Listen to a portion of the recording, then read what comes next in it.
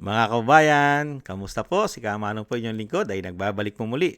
At tayo po ay magkomentuhan dito po sa Tambayang Makabayan. At sana po nasa maayos po kayong kalagayan. Mag-umpisa na po tayo. Komentuhan po natin ito pong pahayag ni Atty. Roque.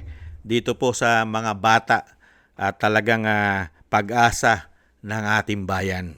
At dito po ay nakikita naman po natin na tumatayo po sila sa tama at grabe po nilang nilalabanan ang mga buhaya sa House of Crocs, mga kababayan. Ito po, basahin po natin ang sinasabi po ni Atty. Roque dito po sa mga young legislators, mga kababayan.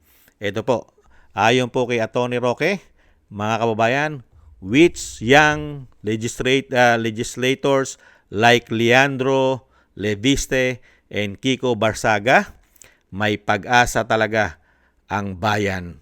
Mabuhay kayo and may your tribes increase, mga kababayan. Tama po eh. Yan po ang kailangan po natin. Kaya lang, hindi po natin makita na dumadami sila. Kakaunti. Kakaunti lang po itong mga young legislators like Leandro Libiste and Kiko Barsaga na dapat ay pag-asa na talaga ng ating bayan. Kaya nga po talagang humahanga po tayo sa dalawang ito na hindi pa sila polluted. Hindi pa sila polluted ng systematic corruption diyan po sa House of Representatives. Kaya nga po, kung ito pong mga tao na ito ay polluted at talagang kaya nga po tayo umaasa na sila ay dumami, mag-increase, mag-increase ang mga tao na ito, dumami sila. Kaya nga po kahanga-hanga itong dalawang bata na ito, mga kababayan. Hindi po katulad ng ibang kabataan doon. Nakita niyo po yung isang bata, yung may hawak ng baton. Kabataan din po yun. Mga young legislators po yun. Yung may hawak ng baton na sinasabi ni Atty. Guanzon. Grabe po yun. Grabe po insertion nun. Yung anak ng presidente, di po ba? Ayon mismo kay Saldico.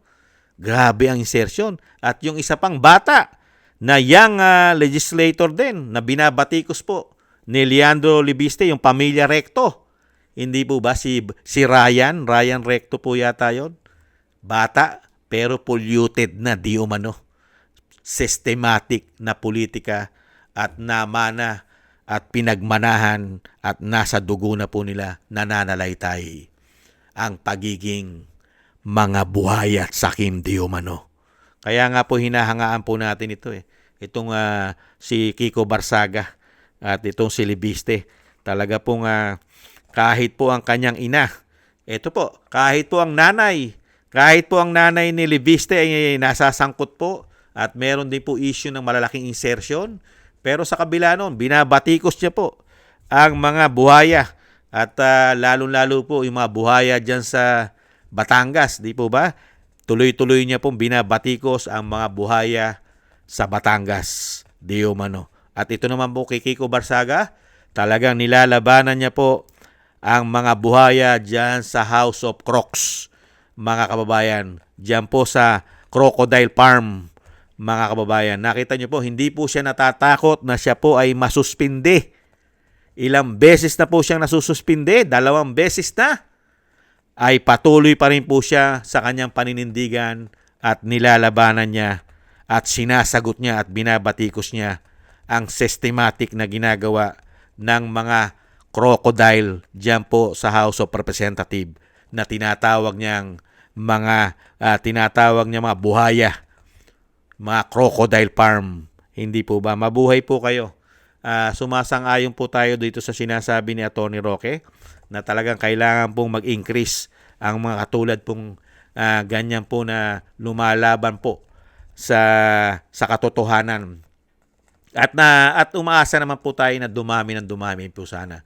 At meron naman po mga mabubuti kahit papaano. Hindi naman po lahat ng mga congressman ay nagpakasama na dahil po sa pera at kapangyarihan. At may lalabas po na meron pa rin po kahit papaano mga mabubuting puso.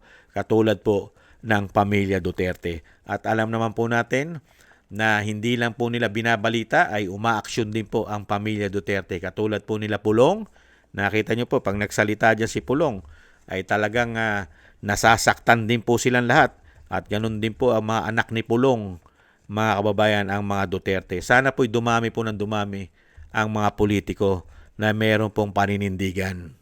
Merong paninindigan at may malasakit sa bayan. Napaka-importante po yan. May paninindigan ka na, may malasakit ka pa. Hindi po ba? Mabuhay po kayo. Mabuhay po ang ating mga kabataang mga congressman, mga legislators. Mabuhay po kayo. Sana po dumami po. Dumami pa po kayo at dumami pa po ang lahi ninyo. Hindi po ba? At sana, hindi po sana kainin. Hindi po sana pagdating ng panahon ay maging bulok din kayo.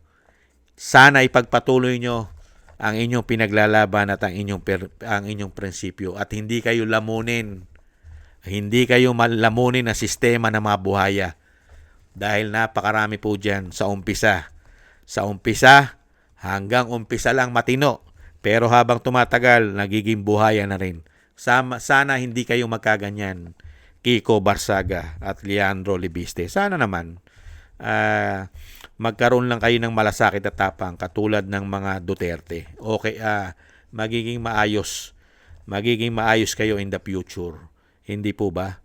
Huwag lang kayo magpagamit lalong-lalo na sa mga higante na mga oligarkiya. Hindi po ba? Maraming salamat po mga kabayan sa nagusto po natin tambayan mga kabayan sa YouTube at TikTok. At ganun din po sa ating mga subscribers at sa patuloy po nagsusubscribe. At ganun din po sa ating mga kababayan, sa inyo po na nagko-comment, like, share, and subscribe. Thank you po. Shoutout po sa inyo lahat. At shoutout din po sa mga nagbibigay po ng tulong at biyaya. Shoutout po sa inyo kay Eric Hersho ng Canada, kay Jem Aris ng United Arab Emirates, Ani Jo, Baby Roman at Ate Isa ng Cagayan, si Tatay Nick ng Toronto, Canada, Mila Yi, Felipe Shapno ng Texas, USA, kay Jesus Valdepena, Rolando Guerrero, Ma'am LB at Sir Manny ng North Miami, Florida, USA, Melchorita Espinosa at Rolando Timbol ng Alberta, Canada. Thank you po sa inyo. Ingat-ingat po kayo sa inyo po mga paggawa at shoutout po sa inyo lahat. At God bless po sa atin lahat. God bless po sa inyo lahat. Dasal-dasal lang po tayo at tiis-tiis po muna mga kabayan. Bye-bye!